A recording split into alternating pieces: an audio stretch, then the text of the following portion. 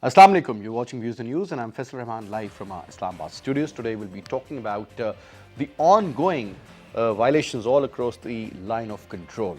And the latest news is that yesterday, because of the shelling, 6 Pakistanis, including one Pakistan Army Jawan, they were martyred, and the response given by the Pakistani forces was so befitting that in response, 9 Indian soldiers were killed.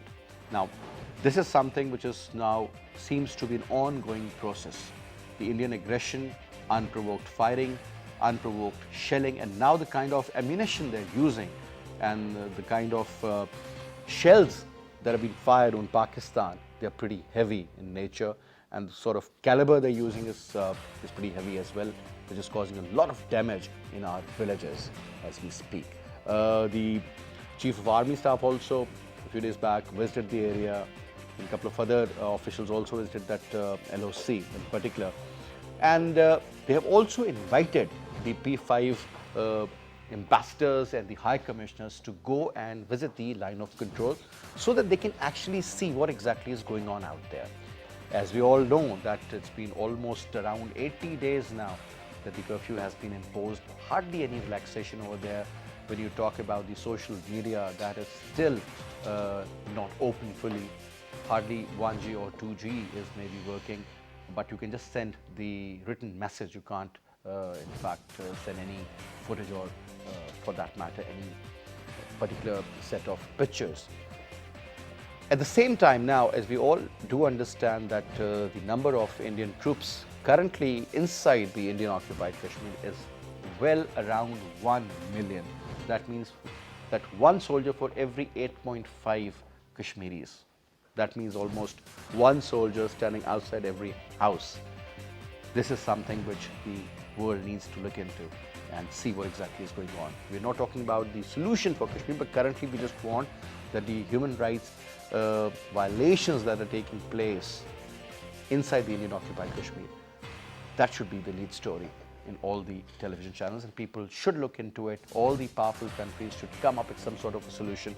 And this currently, as we say, that this is a living hell, that status has to go away. Those people, they have a right for self-determination, they have a right to live, they have a right to choose whoever they want to be with. But the Indian pressure, the way it's mounting out there, the way they are tackling the situation is something the world is really worried about. People say this is a nuclear flashpoint, and why not? Both the countries have lots of nuclear arsenal. And if there is some sort of a commitment or some sort of an engagement of the forces, that can lead to anything, and that can actually lead to a mega disaster for the entire region. We'll be talking about that in detail, but let's watch this report which the production team has prepared, and then we'll introduce you to our guests and we'll continue our discussion. India once again violated the ceasefire agreement along the line of control. Indian forces in the fresh act of unprovoked firing in Jura, Shahkot and Nausehri sectors martyred 5 innocent civilians, while 6 others, including women and children, sustained serious injuries. According to DGI SPR, Pakistan Army, in a befitting response, targeted Indian positions across the dividing line, destroying 2 Indian bunkers, killing 9 Indian soldiers and injuring several other troops. Foreign Minister Shah Mahmood Qureshi has urged the UN to take notice of India's unprovoked firing along line of control and its aggression in Kashmir. Meanwhile, in occupied Kashmir, the people of Muslim majority areas of Jammu region continue to reel in a military clampdown and internet suspension on the 78th consecutive day today. The deliberate targeting of a civilian populated areas is indeed deplorable and contrary to international human rights and humanitarian laws. The ceasefire violations by India are a threat to regional peace and security, and world needs to understand that it may lead to a strategic miscalculation. Well, that was a report which was actually made by a production team to throw light on the actual situation prevailing in the Indian occupied Kashmir at the moment. Situation is really bad, and it's not a week old or maybe a month old. It's exactly 79 days, almost 3 months. You can well imagine the kind of situation out there. There's an acute shortage of food, clean drinking water, medicine, medical facilities, so on and so forth. I mean, people are practically living in hell, as I earlier said. Now, let me introduce you to our panelists. We have with us in our studio, on my right is Ambassador Ali Sarwar Naqvi Saab. He's a senior diplomat. Sir, thank you very much. And we have with us Dr. Raja Kaisar Saab. Kaisar Saab is a foreign affairs expert. Thank you very much, Raja Saab. And we have with us Brigadier Retired Tipu Sultan Saab, who's a senior analyst. Sir, thank you very much. First of all, sir, it's been 79 days, sir. I remember the first day when this happened in August, if you remember, sir, 5th of August, if I'm not wrong. Yes, 5th of August. We did a show and we were saying that this is not going to be a short-term venture for the Indians. If they have done it, I'm sure they must have done some homework, but they were not expecting this kind of retaliations. They were not expecting the Muslim countries as well as the non-Muslim countries to sort of reject India's action in Kashmir.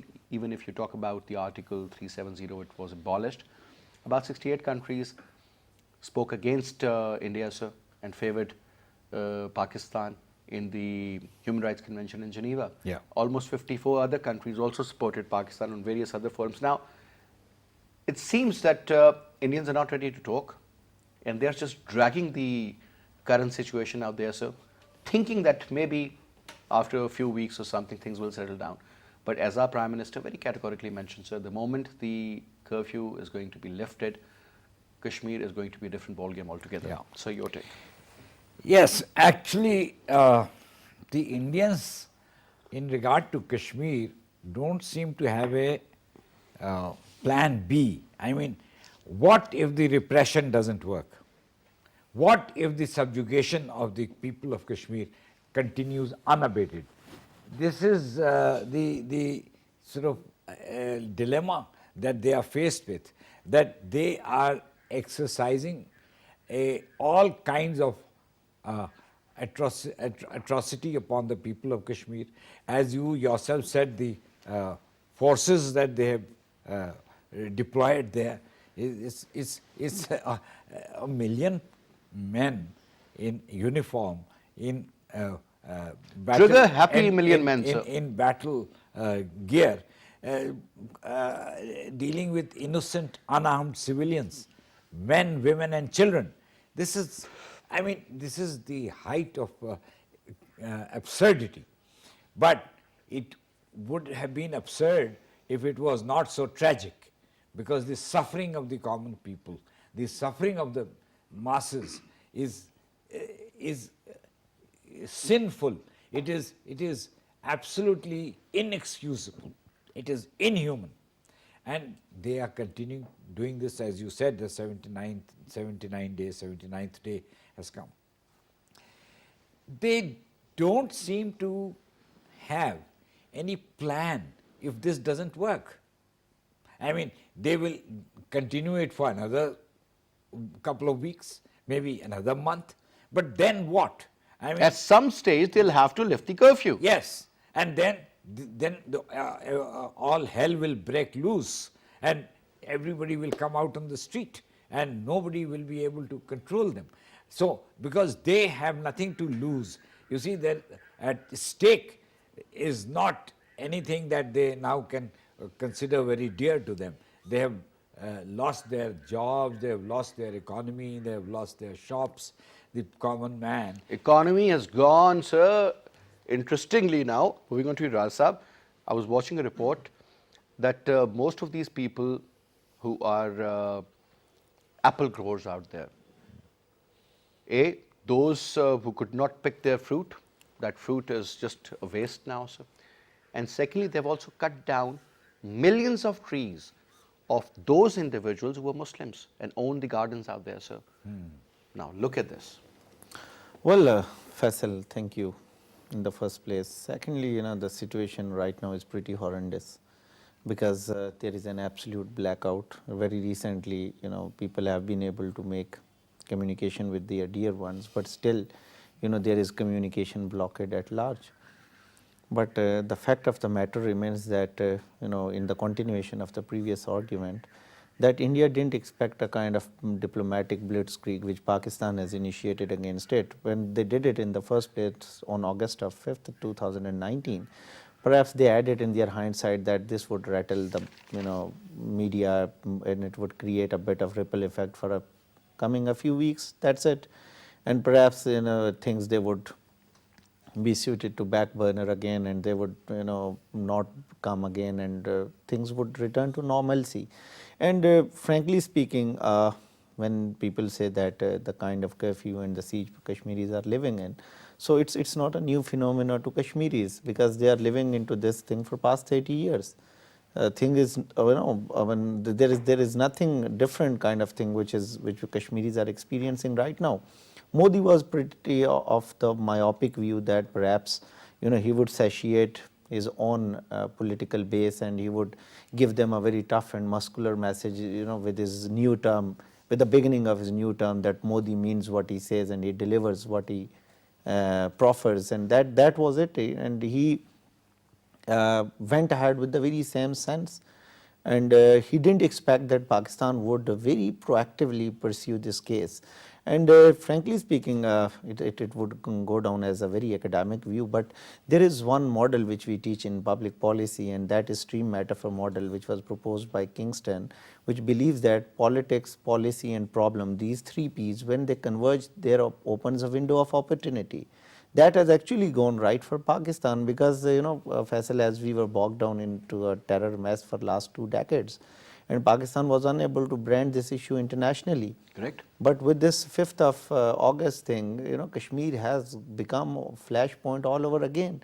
Pakistan has been able to brand this issue. You see, I had been seeing this quite often, but you see that just a year before, it was easy to publish an article against Israel and criticize Israel's policies in Western media outlets, but it was not possible to write anything against India. So now you see there is such a control over various institutions. Yeah. So and now you especially see, on media, sir. Media. Now you see, from Wall Street Journal to New York Times to there are editorials, not opinion articles. There are editorials lambasting India for doing something which is beyond imagination. Which tells you about the line the magazine or the newspaper is following. Exactly, and you see European Parliament discussing this thing, American Congress Committee discussing it, UN's consultative meeting on this very sad issue of this revocation of Article 370 and the communication blockade. You see British Parliament discussing this thing, American presidential candidate Bernie Sanders taking India to cleaners. So, all of these things, they are symptomatic. Jeremy Corbyn, you see. All these things are symptomatic and reflective of a fact that Pakistan has done pretty well in past 2 months. And when we say that, plight of the Kashmiris, and I said that it is not a new thing. It has become a normal for Kashmiris. They are living into this persistent siege for last 3 decades. Absolutely. So, and this kind of blatant human rights violation, collective graves, and these despoiled Sir, nobody bodies, knows about rapes, the fate of those 14, yeah. 15,000 youngsters who have been taken and who are, God knows where they are. I'm sure they must have been scattered all over the Indian jails now. If I may use this sentence, that Modi is practically digging his own grave now, sir. Whatever he has done, I think he had no idea about the response of the international community, and also in particular about that response from Pakistan, sir, and even from the indigenous people, sir. The way they have retaliated, I mean, obviously that tells you the story. What exactly do they want? Faisal, I will tell you that this duration of a clampdown and Hindu fundamentalist policies that have come to fore tells you one thing, that how determined in the nefarious designs the Indian government is. Yeah. They know that the world may be looking the other side and ignoring what the Indians are doing. In an atmosphere of international violence, where the countries have been getting away with murder, arson, killing of innocent people, Americans waging wars repeatedly in Middle East and Far East and in Afghanistan, and whatever is happening in China, or the Turkish incursion into Syria, In this sort of an atmosphere, and coupled with that, the Indian influence and their mercantile interest, the world's mercantile interest in India, I think although Modi seems to have committed a cardinal mistake and a catastrophic mistake, he does not know how to handle it and where to go from here. But one thing is sure, that the Indians are getting away internationally, but they are, except for whatever is being done, written in media or statements on part of the politicians, the actual effectivity of stopping India in doing what they are doing in Kashmir can only come from three directions. Number one, if the United Nations wants to enforce their mandate on what they had given on Kashmir. And number two, if the Americans and the West, and secondary, the European Union wants India seriously to retract what they have done in Kashmir. And thirdly, if the above two directions that I envisage fail, the third direction there might be a conflict in the subcontinent. Do you see a conflict? Of course, I see a conflict. I mean, if the Indians are doing what they are doing and they are determined not to let Kashmir off, and they have brought about, although my colleague over here is saying that this has been happening to Kashmiris over 7 decades, but I think since 5th August there has been a paradigm shift in the situation, and what has been injected into Kashmir by the security forces, and what the Indian policy is. After all, they have declared that our policy is not that of appeasement. Our policy is to force the Indian Union to come into whatever the RSS has thought of it in 1926 of Mahabharata or Greater India, and they are ready to sacrifice and kill mainly the Muslims. And in Pakistan, what is happening? Is he looking for a Muslim-free India now, sir? Is it true? Yeah. Because a lot of people believe that Modi has this thing in his mind, and that is why primarily he joined RSS, and he's been a very active member also. He's always been against the Muslims, and he's the one who thinks that the Muslims, thousands of years ago, they invaded the subcontinent and they ruled over the Hindus and all. I mean, this old Faisal, school of thought still this prevails thought, there, sir. what you have said, lived in the Indian leadership's mind since the inception of Pakistan, and since the Britishers usurped the rule of Mughals, and this thing has been simmering in the Indian mind. Remember what Indira Gandhi said after the East Pakistan debacle when Bangladesh came into being. But the manifestation did not take place. The manifestation took place only when the RSS threw up the leadership to capture the Indian government. And that manifestation had catastrophic results, and Modi seems to have, he is on camera saying that he is proud of whatever he has done in Gujarat, and he is not ashamed of that. And their industrialists say that you put the pistol of that murderer of Mohandas Karamchand Gandhi to sale, and you will come to know what the Indians think about that. The dimension is that. So, if the international community does not move towards to forcing India, the statements and these things, the measures that is so far become are not going to work. All right. That is one thing absolutely clear. You look at the Indian media, you study them, you read their papers, and you follow their policy, the government in New Delhi, and you are absolutely... I think Modi is also thinking that with the passing time, maybe after a month or maybe 2 or maybe 3 months from now, he believes that this issue is going to get diluted. I think this is how he's looking at it. But he doesn't realize that this is not what is supposed to happen, because things will be very different. In a greater strategy, Absolutely. what happens is that if he thinks that the situation is not out of control, what option does he have? He doesn't want to retract what he has done. I think he's using all his options at the moment. That is what I said. That Absolutely. There is no plan B. There's no plan B. The only plan can be finally to have incursion into Pakistan and to start that war that everybody fears. That is the option the Indians are working. And then that is what you look at the media, they say that we have We have destroyed the terror camps inside across the That's what I LOC. was about to talk. Yeah. That now they claim that they've destroyed the launching pads. Launching, primarily. yeah. Launching pads. Now, and they are using, sir, all sorts of weapons. Primarily, you start off from the heavy artillery fire. You talk about Guided munition. basically, sir, caliber. Heavy caliber mortars. Yeah. Obviously, machine guns.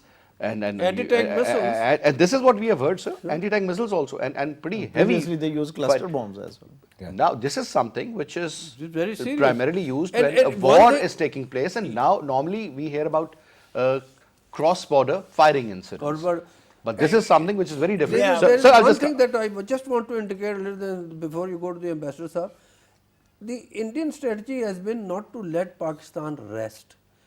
And they think that Pakistan has been sucked into an Afghan war, its economy is not working.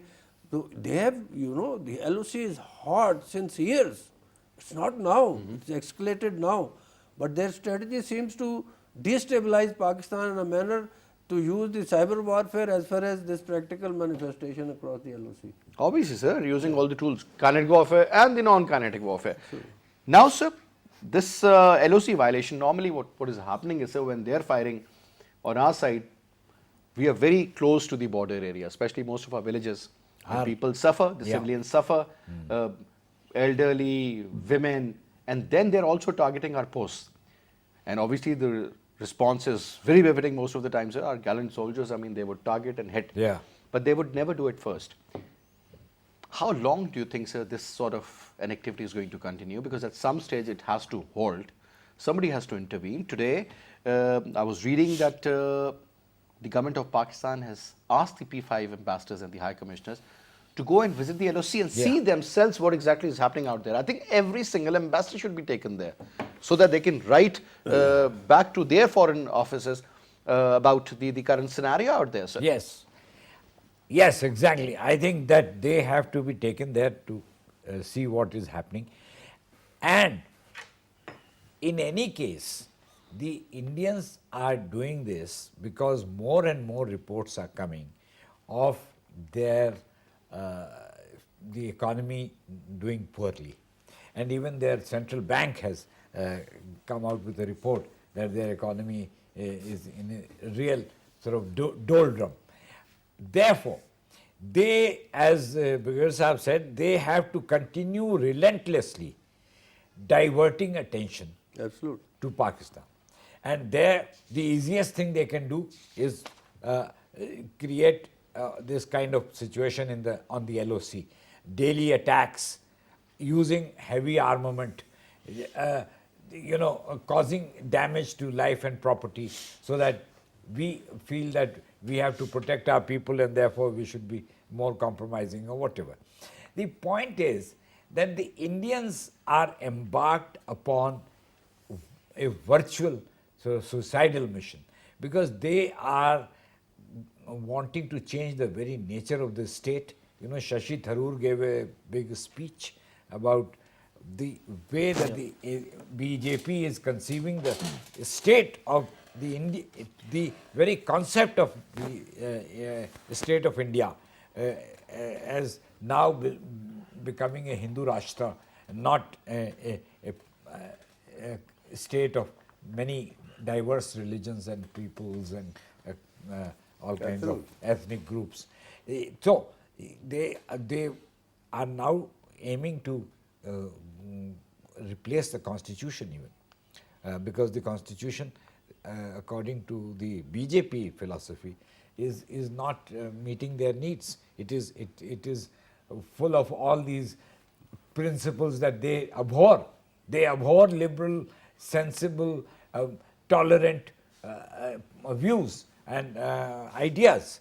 So they are that. And in Kashmir, which we talked about first, in Kashmir they want the land, but they don't want the people, and that's the real object of terrorizing that entire population in such a fashion that those who can run away will run away, those who can perish will perish. It is totally inhuman, callous approach which they have embarked upon. And yes, I think that the ultimate sort of fallout of all this would be conflict, military conflict. And where is it going to lead, sir? And that would be disastrous. You know, you talked about the nuclear flashpoint. Yes, I agree that there is a nuclear capability that exists in both sides, and that is unfortunate. Why? Because, you know, if there is a resort to nuclear weapons, I was ambassador to the IAEA, I know nuclear issues very well. If you use nuclear weapons, there will be a permanent cloud of toxic fumes Well over 70, 80,000 feet, sir. which will block all sunlight Absolutely. to our region, and destroy all vegetation, and would deprive people of oxygen. So, I mean, if we are talking about that kind of a disaster. So I hope that the Indians don't force such a situation upon the subcontinent. Do you see something happening of that nature, sir? Well, Because there were a couple of stories that India is trying their level best to sort of, you know, bring Pakistan to that verge from where Pakistan should also retaliate and do something. Now, for example, whatever happened on the LOC yesterday, sir, 6 people got killed, 9 got injured on our side, and this is the highest killing in one single day in 2019, sir. So that tells you the story that things are really picking up and picking up in the wrong direction, sir. Raja Saab? well, Faisal, what we are understanding of India and what we are making out of India, perhaps we need to reconsider that as well. There had been a fundamental and intrinsic change in Indian landscape, political landscape, when I say landscape, so, in past a few years. Their leadership has been replaced by, you know, their entire leadership right now is the post-partition leadership. So, you know, all those traditional figureheads of BJP who were born before partition, they are no more taking the Vajpayee lead. Sahab, Advani Sahab, for that Sahab, matter. Advani Sahab and all of them, one thing. Secondly, now, you know, they have cultivated, you know, a post-Kargil generation which is very vitriolic, which happens to have a, you know, very serious kind of anathema towards Pakistan. It's very bellicose, warmonger. You see the tone of their media. You could not watch Indian media outlet more than, you know, for more than 2 minutes. They keep on shouting, they keep on, you know, hurling allegations, rhetoric, terrible. nonsensical, you know, tone. Abusive, discursive, you know. This is the post-Kargil generation. Third thing, the you know, Europeans have commented on this aspect of the Indian media. So, you know, and I happen to have, you know, appeared on 1 or 2 shows, and I had to, you know, forbade doing so because I thought I perhaps would lose myself. So, you know, I've stopped going. Yeah, and you know, I have stopped going. I used to go. No one can, you know, no sane person can actually Especially afford now, to go. Mukherjee's. I mean, I don't know what he's up to, what he eats. You know, what sort of a mind he has. I mean, everyone is he seems you to be know, one emulating his crazy model. jingo, I would say. Anyway, You know, everyone is emulating his thing, and that's the post-Kargil generation. Third thing, you know, the electoral landscape has undergone a very, you know, a brisk kind of transition in a way, because, you know, the Muslim vote, which traditionally used to be of a decisive vote in India, which used to determine at least 70 to 80 seats within the Indian political landscape, has altogether gone redundant. You see, 2019 elections were the first elections where Muslim vote was not decisive even at a single seat in Indian elections. So this has actually given liberty. And fourth thing, there had been a capitalist takeover in India. All those, you know, see parties who used to uphold the ideas of socialist politics, including Congress, they are dwindling and they are shrinking. So, you know, see, that was the first election in 2019 where Congress had to expand the word secular from their manifesto. You see, that's the level of the competition in India right now. So, given all, you know, given this entire pretext, there is something which is very dastardly in the offing. There is something, you know, which is very, an outright bellicosity which Pakistan, and you see, you know, Brigade Sahab was very rightly pointing out, for last 5 years, ever since 2014, we are hosting and we are facing a limited war on our borders India has inflicted a limited war on our borders. We are successfully evading that limited theater not to change into a full scale war. That's our brinksmanship as of now. But to what an extent it goes like But this? don't you think our brinksmanship is taken as our weakness as or a something symbol of that of, sort? yeah, as a symbol of weakness. And India is right now testing your muscles in a way, because they believe that Pakistan economy is under a stagflation. Pakistan, troops are battle hardened and are exhausted after having fought a 2-decade-long war on terror, which they are sadly mistaken. But because they have been given a very befitting, rather a jaw-breaking response on 27th of February when they tried to make an incursion in Pakistan. So, they were given a reality check, the gentlemen not like this as you anticipate this to happen. But keeping in view all these fundamental change of realities, Indians, they are soaring very high and they believe that they can somehow doom Pakistan, or they can actually put Pakistan onto their own conditions, and that's where they are trying to push Pakistan to a certain point. But how far that can go like this? Exactly, That's the the point, main because question. when Yeah. the retaliation would come from this side, so weaker response is more offensive and more, you know, uh, uh, aggressive, because when we see the traditional equation, we don't enjoy that kind of advantage like Indians. They have like numerical strength, like conventional military might. They do have advantage over Pakistan, but when Pakistan would retaliate to its fullest. So then the scenario or the regional security pretext, where would that go? I Now think that is going Indians to are lead to playing with fire right now. somewhere where things won't be the And same. the last point, which is again very unfortunate, that international powers, they are not jumping in to stabilize the crisis they used to do traditionally. They are expecting Pakistan to show a restraint. Well, Pakistan has been showing a restraint, but to what an extent? So At that, least, at the end of the day, Razab, everything has a limit. yeah. But don't you think, sir, the Indians are testing our patience, just testing our limits also? And now at some stage, I mean, no matter how cool you are, but there comes a stage, I mean, that when you decide that enough is enough. The fear is that. I mean, you can't let your civilians get killed on almost daily basis, sir. You can't expect that the enemy is firing on your bunkers and killing your soldiers. Then you have to go after them also. But what I'm saying is that the magnitude of this LOC violation, sir, starts from the regular machine gun firing, gets into mortar shelling, then the heavy artillery is being used, and at some stage you never know. It can just get out of the hands, sir. Absolutely. Any professional army would understand the operational cycle, and they would like to fight or challenge a condition according to a strategy. Pakistan Army, Alhamdulillah, is a very well educated army in the avenues of strategy and how the modern war fighting should be done, how the conflict should be tackled.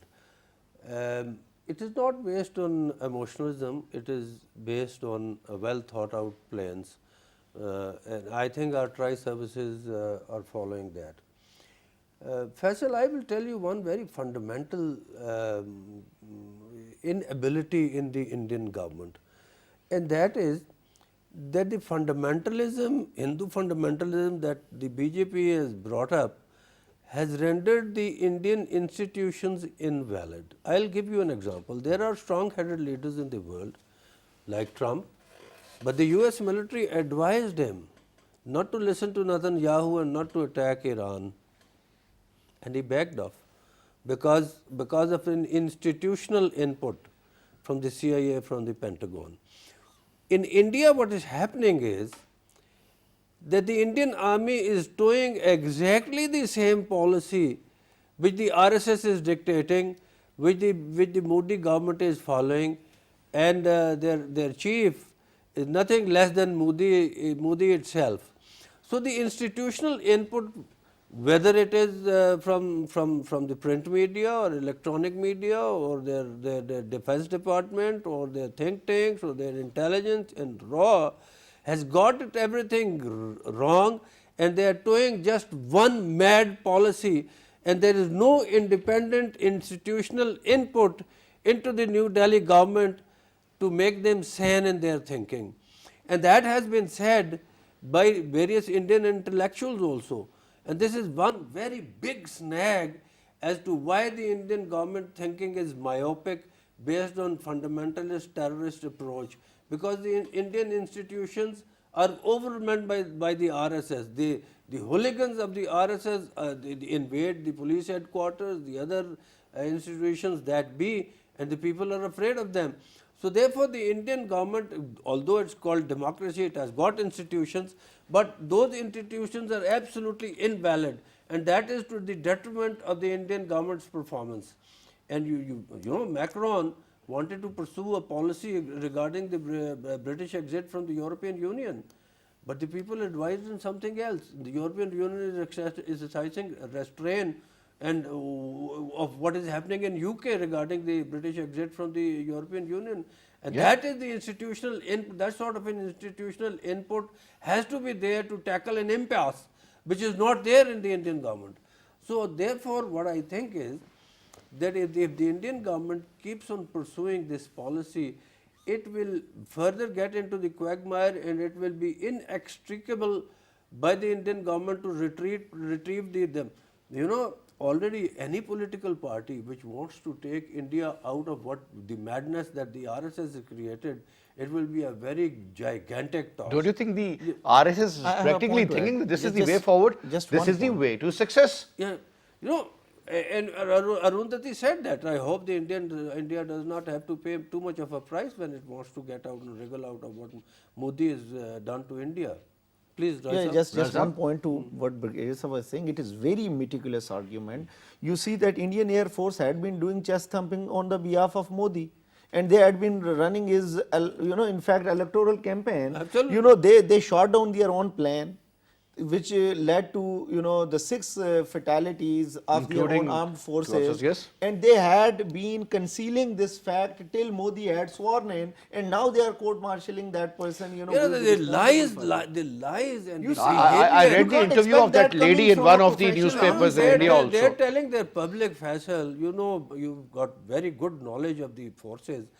You know, in 65 they have those NATs, they have those Canberras and all those aircrafts, and we had just one F-86 and few 104s. They were fighting. 104 is just an interceptor. The main battle was fought by F-86s. Now they had Su-30s, they had Jaguars, they had Mirage 2000s, and they've got another toy called Rafale, and they're behaving like children. It's so childish. And then, you know, they made that big Rafale Hindu fundamentalist sitting on some French airport, and people are making fun of it. Breaking They coconuts. got another toy. Squeezing the And that lemons on toy, the I plane, can huh? assure you, take it on record that inshallah, Pakistan Air Force is going to destroy that toy also. Remember the US Air Force General said that if you want to know what modern fighter flying is all about and what the Air Force strategy should be, go to the Combat Commander School in Sargodha. Yes. They are above our Top Gun school of the United States, and we should be very proud of that. When I Sir, was we going- have produced the best of the best within the limited resources. And honestly speaking, there was another very interesting article, and that was for the Indian Air Force to understand. Their own Chief of Air Staff has said that it's the man behind the gun. The pilot matters, It is not the pilot machine. matters. You know, So, when I was commanding the combat group in mid-90s, and I was invited to the CCS, the Combat Commander School, to deliver a lecture on the employment of the attack helicopters. While I was flying in a Mashak from Multan to Sargodha, I was thinking that in 1965, we had them through the stick throttle control and the weapons and the cannon that the F-36 has, and two, 3 on each side. and 2 missiles, anti-aircraft missiles. And I was thinking that in a modern Air Force where the BVR comes into play and all those electronics, I mean, it's a different ballgame altogether. Evox Yeah, flying, yeah. would our Air Force come to terms with that? And when I reached there and when I saw there, I was so proud of them. They work very hard towards that. They do not believe on their They are machinery, sir. people. They believe in the human input. Indeed. Sir, closing remarks from you, Mashallah. Ambassador Saab. You see, there are two things that we should be doing. One, which we are already fully prepared to deal with it. And you know, I think that the example or the experience of 26th of February is something that should make us feel confident that we will be able to deal with Inshallah. any aggression, inshallah.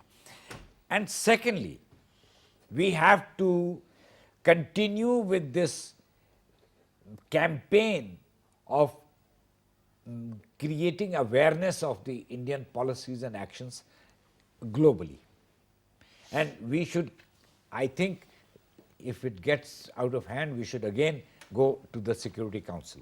You see, the diplomatic campaign as well as military preparedness, these are two things, two-pronged approach that a country like Pakistan should be maintaining.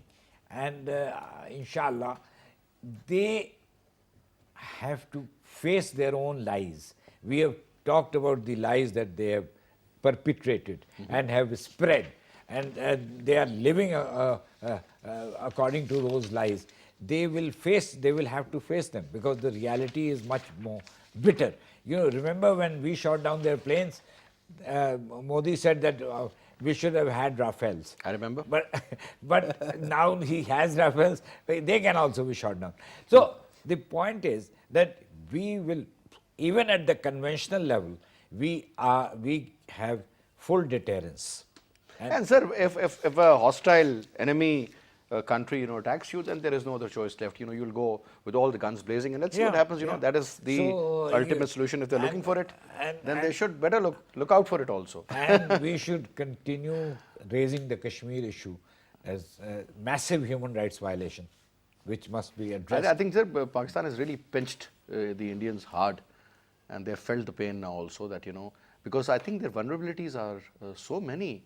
And, you know, if we start exposing them, start exploiting their fault lines, I think Get Pakistan one can do a lot. Rafale down, and then what? At least they'll get some happens more to coconuts India? and more lemons, you know. No, one thing, you know, should make us happy and sad from one corner also, that no fascist government has ever existed for long. Absolutely. Stalin killed 10 million people, Mussolini killed so All many people. such, you know, they will have enemies from within. From within. And they'll take them out. This is And what the history sad has thing taught us. is Sir. that And one and last Faisal, the sad thing is that such governments, when they fall, they take away millions of lives with them. Absolutely. sir. One Faisal sir. last quick point, and that is that India is at the verge of an internal self-implosion, you know, internal implosion. With the way they are doing with the people Like in the Assam, self-destruction Nagaland, and, mode, you know. Yeah, which yeah, we yeah. normally They- hear they- about. But they anyway, don't need let's any hope external enemy to do sanity that. prevails there, and Modi thinks twice. Anyway, sir, thank you very much. Rasa, was a pleasure. Basit, it's always good to have you. And that's all we have for this Monday. I'll see you tomorrow, inshallah, at 8.